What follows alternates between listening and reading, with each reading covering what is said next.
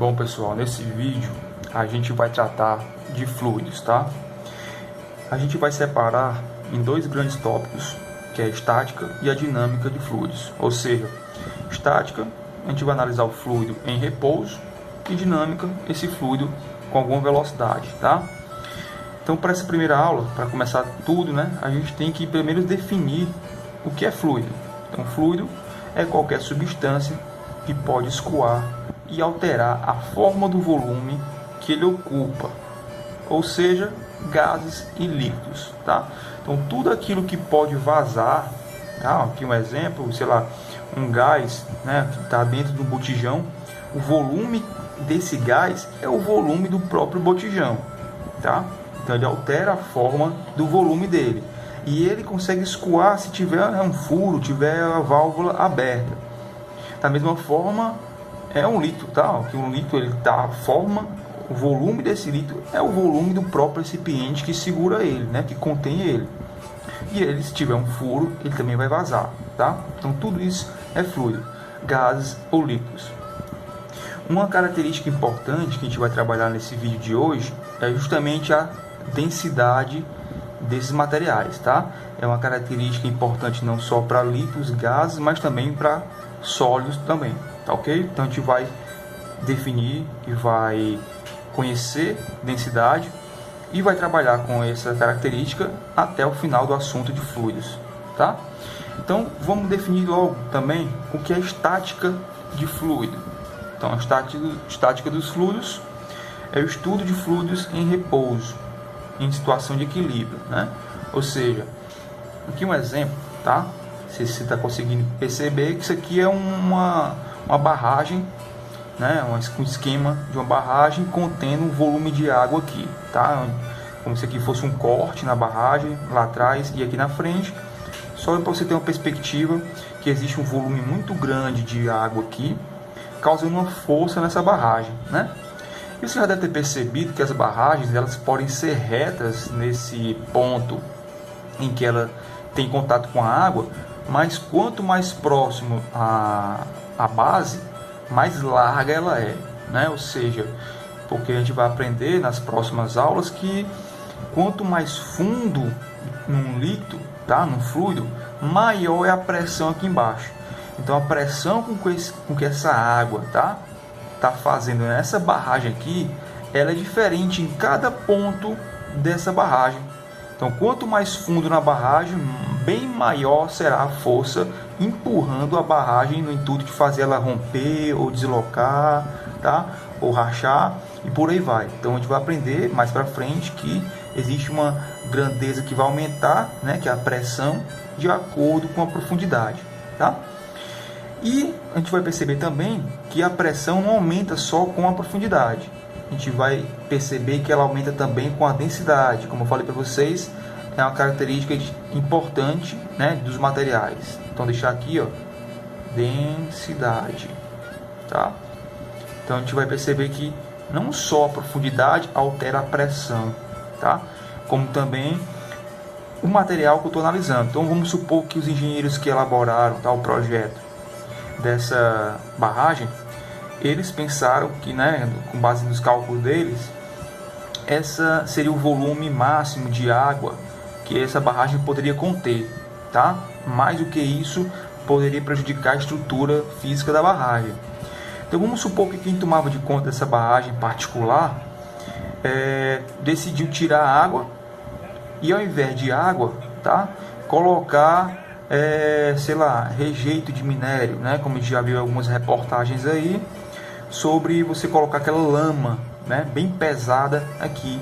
Então a densidade, né, dessa lama vai ser bem maior do que a densidade da água, tá? Porque ali não tem só água naquela lama, tem minério, né? Tem lama, tem terra, tá? Então ela é muito mais denso, muito mais pesado, né, com relação ao volume que a gente está analisando. E talvez aí essa barragem não aguente mais, tá? Então, quanto mais denso, também maior a pressão exercida nessa barragem, tá? Então, pressão, empuxo, tá? Eu vou anotar aqui, ó, pressão e empuxo. São outras duas características que a gente vai aprender nos vídeos mais para frente, tá? A aula de hoje a gente vai focar só, a gente vai definir densidade, tá ok? Então vamos lá. Densidade, ó, é a massa dividida por unidade de volume. Ou seja, se eu quiser calcular a densidade de água que tem aqui, é só pegar essa massa total que tem aqui de água e dividir pelo volume que ela ocupa dentro desse açude, dessa piscina, tá? Dessa barragem aqui. Mas é claro que vai ficar inviável você medir a massa de uma água de uma lagoa. Mas água é água. Então só basta você pegar uma porção dessa água, tá? Que caiba num copo. Aí você vai colocar essa massa de água com um copo numa balança e vai medir a massa dela. O volume que você encheu o copo, você tem como saber também. Então, com o volume, né, e a massa, você tem aqui a densidade desse material, dessa água no caso, tá? Densidade aqui não é a letra P, tá? Para quem não lembra, esse aqui é um Rho, né? Você lê assim, tá? É uma letra grega, você vai ler dessa forma, Rho, que representa densidade ou massa específica, tá ok? A unidade de densidade, a unidade é quilograma por metro cúbico, tá? Então a massa é quilograma, o volume metro cúbico. Essa é a unidade no SI, tá? Algumas vezes a gente também trabalha, né? É comum trabalhar com grama por centímetro cúbico, tá? E aí você vai ter que saber fazer a conversão, tá? Em alguns momentos. Então, para trocar, tá, o valor de 1 quilograma por metro cúbico para transformar em grama por centímetro cúbico, é só dividir o valor por 1000, tá? Então, por exemplo, da água é aproximadamente 1000 kg por metro cúbico, que é aproximadamente 1 grama por centímetro cúbico, tá ok? Continuando aqui a densidade, vamos supor que eu quero calcular a densidade de um material sólido, tá? Como é que a gente faria? Inclusive, é uma prática de laboratório, tá? Vamos supor aqui, se você está conseguindo interpretar esse meu desenho, mas aqui eu tentei desenhar um vasilhame contendo água até a borda, tá? Quase pingando, e aqui eu tô o vasilhame seco. Então, como está com a água quase transbordando, na medida que eu jogo um outro objeto dentro, ó, joguei, ó, é claro que esse volume que ele vai ocupar aqui dentro era o volume que antes teria água. Então essa água acaba vazando e cai no outro recipiente. Então dessa forma eu consigo coletar, se esse recipiente aqui for uma proveta, por exemplo, tá? Ou um becker, né? Toda graduada eu consigo medir o volume, né, destacado aqui dessa água. Então o volume que essa água foi derramada foi justamente o volume que essa peça está substituindo de água aqui dentro, ok? Então com isso eu consigo obter o volume, consigo obter a massa se eu medir, tá ok? Então vamos supor que eu tenho aqui um volume de, sei lá, a gente mediu aqui e viu um volume de, sei lá, vou chutar um valor aqui de 0,05 metros cúbicos, tá? A gente colocou essa peça numa balança e verificou que a massa dessa peça era de 3 quilos. Pronto, 3 quilogramas foi esse valor que deu pra gente. Pronto, com esse volume de água que derramou, que a gente mediu isso aqui na proveta, com essa massa que a gente obteve dessa peça antes de jogar na água, a gente colocou na balança, tá? A gente consegue medir, calcular, né, a massa específica desse material.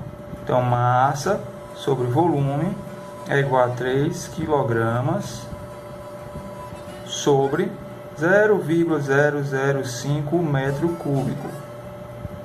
O que vai dar pra gente aí é 600, né? 3 sobre 0,005, 600 kg por metro cúbico, tá? Metro cúbico. Se eu quiser transformar para grama por centímetro cúbico, é só dividir por 1000, né? Então, dividindo por 1000, a gente vai obter uma massa específica de 0,6 grama por centímetro cúbico. tá ok? Deu para entender, né? Maravilha. E aí é claro que a densidade, pessoal, de um líquido ou de um gás, ele não é sempre o mesmo valor não, né? Por exemplo, de novo, se eu trazer aqui, ó, o desenho da barragem, se for uma barragem muito funda, a água ela está pressionada por um certo volume de água em cima dela, fora o ar, né?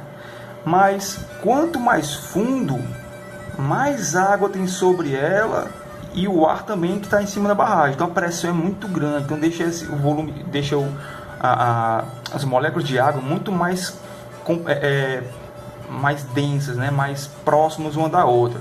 Então a densidade da água geralmente ela também, né, dos gases, ela modifica com a pressão, né? Então quanto maior a pressão, maior a densidade, tá? Então a gente calcula a densidade média dos materiais, tá? Então geralmente a gente estipula uma densidade média. Então, densidade média, em geral, a densidade de um material depende de fatores ambientais, como temperatura e pressão, né? Aqui tem outro exemplo, ó. Se você está conseguindo entender esse meu desenho, é como se fosse aqui o mar, tá? Uma visão bem de longe, né? Do mar, uma cidade de uma altitude litorânea aqui, ó, tá? E aí as montanhas, tá ok? E aqui pontilhado eu tentei esquematizar como se fossem as moléculas de ar, tá? Então você repara aí que as moléculas de ar, ó, aqui na superfície de países mais de elevada altitude, tipo alguns países próximos aqui ao Brasil, né? Bolívia, Equador, quando você assiste futebol, que aí o jogador vai jogar naquele estádio, geralmente o comentarista fala que o ar é rarefeito, né? O que é o ar rarefeito? As moléculas de ar estão mais afastadas umas das outras e isso reduz o atrito. Então a bola viaja muito mais rápido, tá?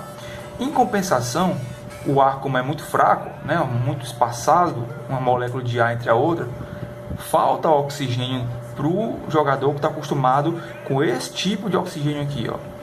Então quem mora no Brasil, né, ó, na região, na altitude próxima ao nível do mar, tem muito mais moléculas de ar, né, sobre as moléculas de ar que estão aqui próximo às nossas cabeças, ó. Então o nosso ar é mais denso, tá? Então as moléculas de oxigênio são mais próximas, a gente consegue respirar com mais facilidade. Em compensação, tem mais atrito com o ar, né? Então para um jogador de futebol, aqui o chute dele perde velocidade, tá ok? Então você repara aí, ó, que quanto mais próximo ao solo, ao nível do mar, maior é a pressão, maior a densidade desse gás, tá ok?